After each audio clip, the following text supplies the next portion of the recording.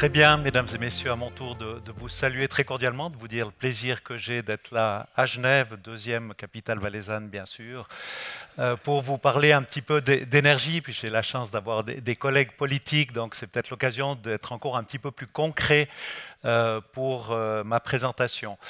Donc, ce que j'aimerais peut-être vous montrer, c'est comment une ville comme Sion a pu s'inscrire dans cette transition énergétique.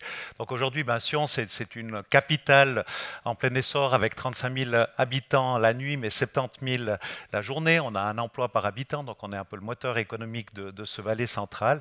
Puis, c'est vrai qu'il y a quelques années, ben, on a eu la chance d'avoir cette arrivée de l'EPFL qui a été un catalyseur de développement dans le domaine de la recherche, que ce soit dans l'innovation énergétique, environnementale ou dans le domaine de la santé.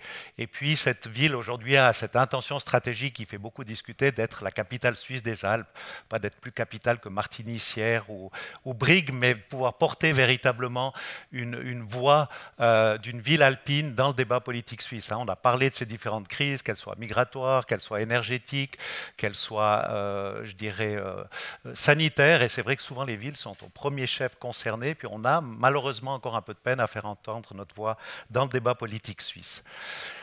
Pour cette partie plus énergétique, eh bien, on a essayé d'inscrire cette transition dans des grandes déclarations. On parlait de cette société à 2000 watts en 2070. Aujourd'hui, on parle de 2050, 2030. Je crois que je peux me rallier à mes préopinants sur la nécessité de faire des objectifs à court. J'ai toujours dit qu'un mandat politique, c'était comme ce que disait Barack Obama. On recevait le bâton à un certain moment, puis on devait courir le plus vite possible, puis transmettre le relais. Et je pense qu'on a la possibilité en tant qu'élu de pouvoir agir rapidement. Ce qu'on a essayé de faire, c'est aussi de montrer que seul on n'y arrivait pas. Et c'est vrai que ces crises nous ont amené à envisager des collaborations avec nos collègues des villes voisines et des villes romandes pour pouvoir trouver des solutions.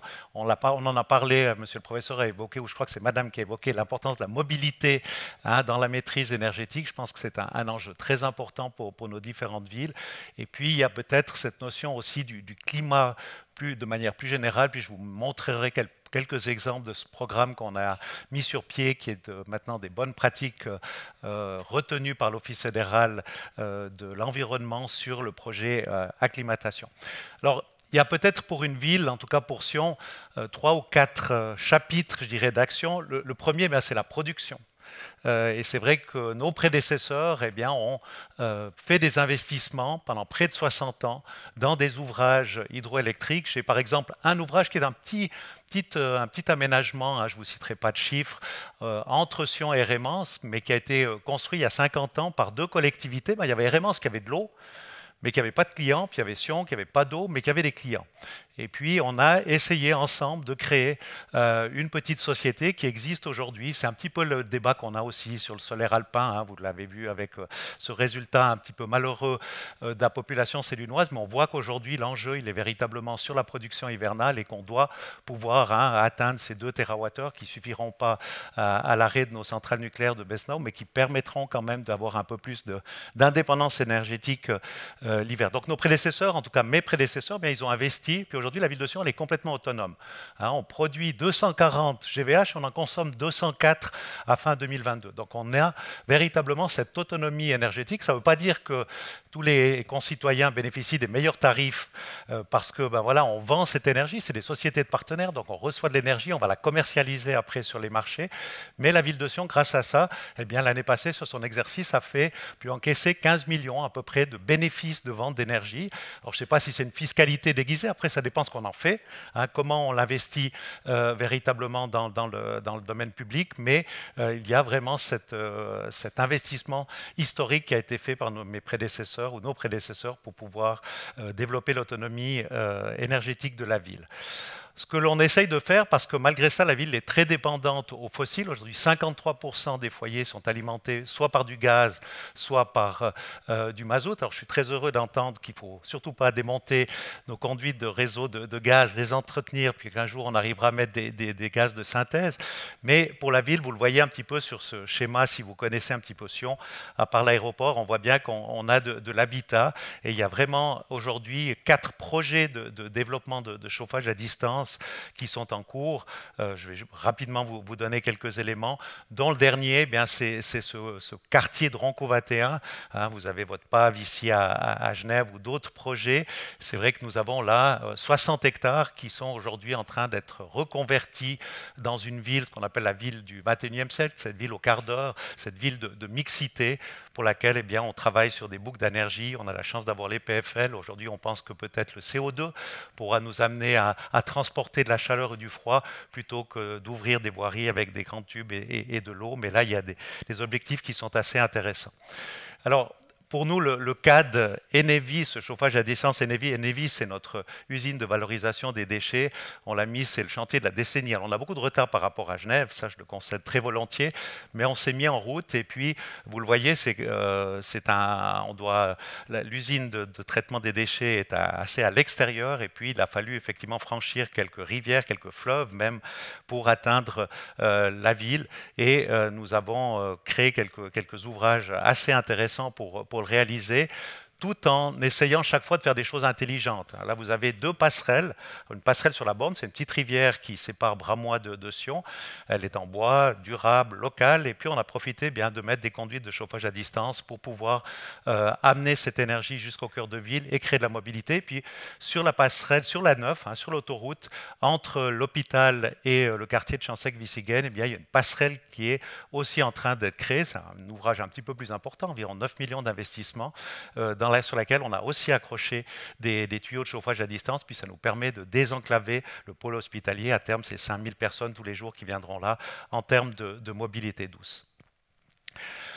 Des investissements, bien sûr, aussi dans des microcentrales hydroélectriques. On en a 4. Ça représente 320 ménages. C'est peut-être anecdotique, mais c'est un mouvement. Aujourd'hui, on doit véritablement pouvoir éviter qu'il y ait 1 litre qui descende, je dirais, des montagnes jusque dans le Rhône sans qu'on soit posé la question de son affectation. Est-ce qu'on doit le turbiner? Est-ce qu'on doit l'utiliser pour la production d'enneigement mécanique? Est-ce qu'on doit utiliser ça pour de l'irrigation ou de l'arrosage? Ou est-ce que effectivement ça va jusque chez nos consommateurs de la plaine? Donc on a véritablement travaillé sur ces microcentrales. On a toute une série de projets aujourd'hui pour même participer financièrement à des améliorations de réseau dans les vallées latérales. On a du côté de Nax et de Saint-Martin, eh bien, la ville de Sion elle va participer à l'amélioration du réseau d'eau potable de ces communes en dimensionnant les diamètres de manière un peu plus importante pour faire couler un petit peu plus d'eau que les besoins de ces communes, mais pouvoir la récupérer en pleine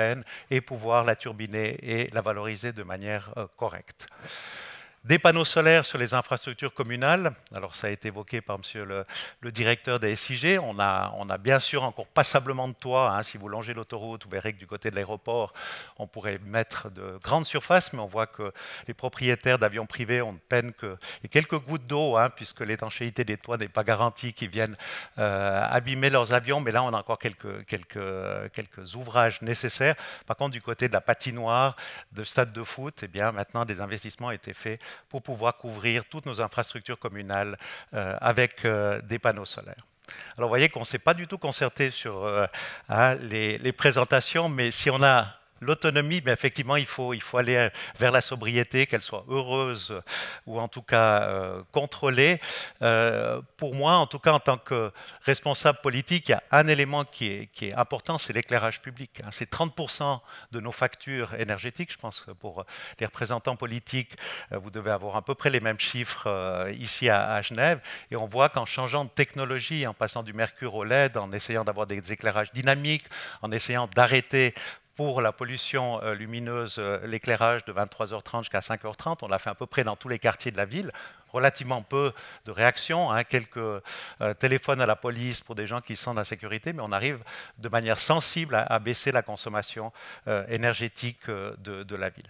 Dans le cadre des rénovations et constructions exemplaires, voilà, on a fait une petite maison de quartier du côté de Châteauneuf où on a profité de la rénover, des panneaux solaires intégrés.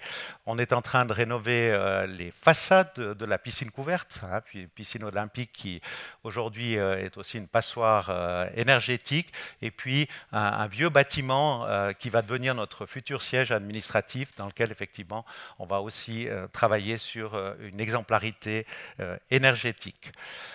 La mobilité. Alors, je crois que ça, c'est vraiment quelque chose qu'on a un peu de peine aujourd'hui à identifier. Vous nous avez donné quelques chiffres sur l'importance dans le mix de consommation énergétique, mais pour nos villes, eh bien, et la ville de Sion particulièrement, il y a de gros enjeux. Là, on doit être courageux aussi, on doit être un petit peu volontaire, on doit montrer la vision, je suis d'accord. C'est toujours difficile d'expliquer aux citoyens quelle est la vision à 2040, mais petit bout par petit bout, on doit être capable de pouvoir expliquer quels sont nos objectifs par rapport à la mobilité. Alors, il n'y a rien de très nouveau, je crois que vous connaissez ça en tant qu'édile ou élu, mais volonté de la ville de Sion de généraliser ces zones 30 km/h dans les cœurs de ville, d'enlever le trafic de transit, et puis de travailler bien sûr sur la mobilité douce, qu'elle soit cyclable ou piétonne. La chance de la ville de Sion, c'est une ville assez dense, en un quart d'heure, on va du nord au sud, de l'est à l'ouest.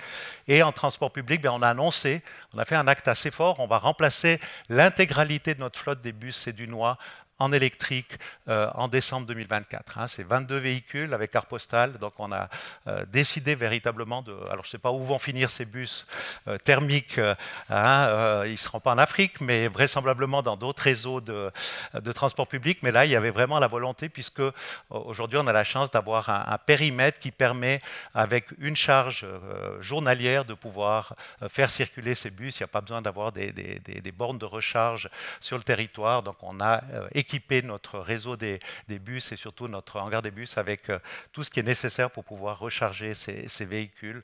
Et puis, on a aussi renoncé à ces fameuses hausses de tarifs qui étaient annoncées par la Confédération pour travailler sur une mobilité la plus abordable.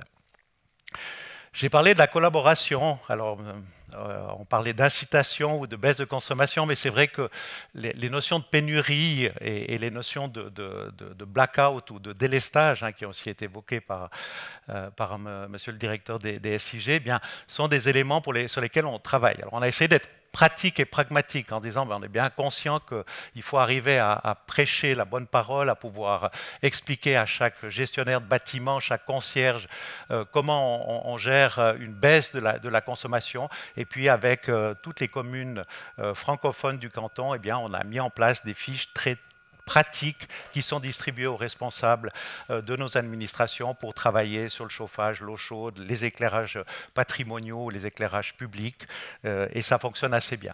Puis il y a peut-être une notion aujourd'hui à laquelle on doit se préparer, même si effectivement les discours politiques par rapport à la pénurie, au délestage sont un petit peu difficiles à entendre, un peu audibles. C'est du reste, je pense, un des éléments qui a fait que les Valaisans n'ont pas cru que les parcs solaires alpins étaient nécessaires en hiver.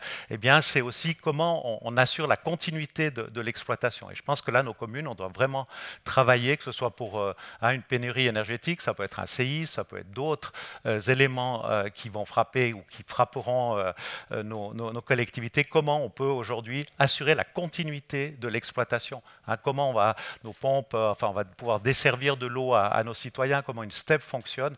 Et là, à mon sens, on n'est pas très en avance. J'étais hier au comité d'union des villes suisses avec Sami Canaan qui me parlait justement de cette nécessité de pouvoir expliquer aux différentes collectivités comment assurer la continuité des services rendus à la population en cas de pénurie énergétique ou autre.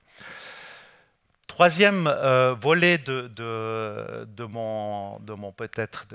souhait de discours, c'est l'implication de la population, des entreprises et de la recherche. On ne peut pas faire tout seul, on doit faire participer les citoyens, les entreprises et la recherche. Alors, les subventions, je ne vais pas m'étendre là-dessus, c'est des choses que vous connaissez, elles sont assez traditionnelles. C'est vrai qu'à Sion, on a un parc immobilier de PPE des années 70 qui est assez important. Et aujourd'hui, c'est voir comment la collectivité peut soutenir la rénovation. Ce n'est pas rentable d'isoler un bâtiment tout de suite. Donc là, il faut que le pouvoir public puisse véritablement investir pour soutenir ces rénovations de PPE. On voit que c'est compliqué. Il faut souvent des règles de majorité et autres. Que les personnes qui sont souvent propriétaires de ces bâtiments, c'est des personnes un peu plus âgées qui ont de la peine à avoir cette vision, qui sont prêtes à dire alors on a 60 000 francs dans le fonds de rénovation, on va mettre quelques panneaux solaires, mais sur un toit de 60 ans et un bâtiment qui n'est pas isolé. Donc, comment on arrive à les encourager à pouvoir, et les banquiers ont sûrement aussi un petit rôle à jouer dans cet élément financier. Après, des subventions pour l'achat de vélos ou voitures électriques, c'est des choses qui existent. Bien sûr, il faut informer. Donc on essaye avec le chauffage à distance parce qu'on fait beaucoup de trous quand on fait des chauffages à distance dans la voirie. Ça ne plaît pas beaucoup, ça perturbe les habitudes. Et on a mis en place avec notre distributeur local eh bien, un petit forum de présentation de ce qu'est un chauffage à distance. On fait des opérations de chantier ouvert où on invite la population pour voir que quand on ouvre la voirie, ben, il y a des tuyaux d'une certaine importance, mais qu'on profite aussi pour refaire le réseau de fibre optique, d'eau claire, d'eau usée ou de gaz, et on essaie véritablement d'aller à la rencontre avec des éléments très pragmatiques pour la population. On a aussi essayé d'identifier quels étaient les partenaires industriels ou les partenaires commerciaux avec lesquels on peut faire des collaborations. On a par exemple le groupe Mutuel qui a construit un nouveau bâtiment administratif à côté de notre piscine. Eh bien, simplement, avec une collaboration et un échangeur, on peut utiliser la chaleur du groupe Mutuel pour chauffer ou mettre en température notre piscine découverte pour l'été. On voit qu'on arrive à faire des choses assez intéressantes. Puis peut-être quelque chose qui est un peu plus dans la totale sobriété, parce que là, il n'y a quasiment plus de consommation, c'est l'autarcie. Et là, vous voyez un bâtiment qui appartient à la ville, qui est géré ou loué par une entreprise qui s'appelle Studer Innotech, qui fait des onduleurs assez célèbres en Suisse. Et on a décidé avec cette entreprise eh bien, de pouvoir faire un bâtiment totalement autarcique. C'est-à-dire que l'entreprise on va recouvrir bien sûr les toits avec des panneaux solaires. L'entreprise va investir dans des onduleurs qui vont pouvoir aller dans les deux sens et des batteries. On va installer aussi toute une série de bandes de recharge pour les collaboratrices et collaborateurs. Et c'est véritablement avec cette capacité de stocker la nuit, le jour, pardon, de l'énergie excédentaire et de la rendre la nuit, comme pour les collaborateurs qui viendront charger leur voiture et puis qui le soir pourront ramener leur voiture avec une batterie chargée qui permettra de faire fonctionner véritablement leur domicile. On veut essayer de développer ce projet avec ce bâtiment. Ce sera la première crèche, puisqu'on a une crèche municipale aussi dans ce quartier, dans ce bâtiment qui devrait fonctionner avec ces différents moyens. L'innovation, alors ça a déjà été évoqué par monsieur le professeur, le Power to Gas, on a aussi fait quelques essais du côté de l'EPFL, on a cette chance d'avoir cette recherche académique, on a voilà, l'EPFL, l'HES, il y a de la recherche fondamentale, de la recherche appliquée dans le domaine énergétique, et la ville doit aussi être un démonstrateur pour ces différentes recherches. Je vous ai parlé du réseau d'énergie à base de CO2, c'est des choses qui sont encore prototypales, mais qui pourraient pour nos villes ou nos communes être assez intéressantes, parce que je dis, au lieu d'ouvrir complètement une voirie, eh bien, on peut mettre ça dans un trottoir, ou on pourra mettre ça dans un trottoir, je sais pas, on n'a pas eu l'occasion d'échanger encore avec monsieur le professeur, mais effectivement, c'est des choses qui peuvent être assez intéressantes pour cette transition énergétique. Enerdrape, c'est de la géothermie, c'est forage, c'est récupérer la chaleur qu'on a dans nos parkings, des compensations au carbone à l'échelle locale, et puis aujourd'hui, on a un projet de nouvelles serres communales. On va bien sûr utiliser les nouvelles technologies pour couvrir nos serres avec de l'agrivoltaïque. Dernier élément que je souhaitais évoquer, c'est l'adaptation au changement climatique et énergétique. Et puis c'est ce projet d'acclimatation où il y a, en 2014, il y a près de 10 ans, on s'est dit effectivement comment on peut essayer de rendre la ville un peu plus résiliente au réchauffement climatique. Je crois qu'entre Genève, Bâle et Sion, on truste chaque jour d'été les records de chaleur. C'est pas très drôle. Alors quand on a la chance d'avoir un chalet au Mayen de Sion ou sur la hauteur, on peut aller chercher la fraîcheur la nuit, mais autrement, on doit lutter contre ces îlots de chaleur. Et là, on a fait quelques aménagements qui montrent qu'on peut aujourd'hui, même avec des choses qui coûtent pas très cher, je ne sais plus si je prends le... Non, c'est moi qui... Là, je vais en avant. Alors... Voilà, si on regarde ici, on est sur la place de la Planta. Ça, c'est un petit aménagement. La place de la Planta, c'est la place centrale de la ville de Sion qui recevait toutes les finales de coupe du FC Sion, qui a le carnaval et d'autres manifestations. Mais là, avec 150 000 francs, on a réussi à faire un aménagement temporaire où on a donné de la verdure, on a planté quelques arbres. C'est des arbres qu'on va replanter après dans des aménagements définitifs. Et puis, on a avec de la l'abrumisation avec quelques bancs, réussit à casser cette minéralité pour un espace public d'importance de la ville de Sion et puis permettre à la ville et à la population de la fréquenter. On a plusieurs exemples de ces éléments-là en ville de Sion et aujourd'hui on continue dans cette dynamique avec bien sûr tout ce qui concerne les réflexions sur les sols perméables, le plan canopé où on a quelques ambitions aussi pour un plan qui permettra de pouvoir couvrir, augmenter la masse de couverture végétale de la ville de Sion. Si je dois résumer peut-être le programme acclimatation, c'est plus de vert et de bleu. Alors on ne peut pas toujours le faire, des fois on doit faire avec du bac temporaire parce qu'on n'a pas, on a des réseaux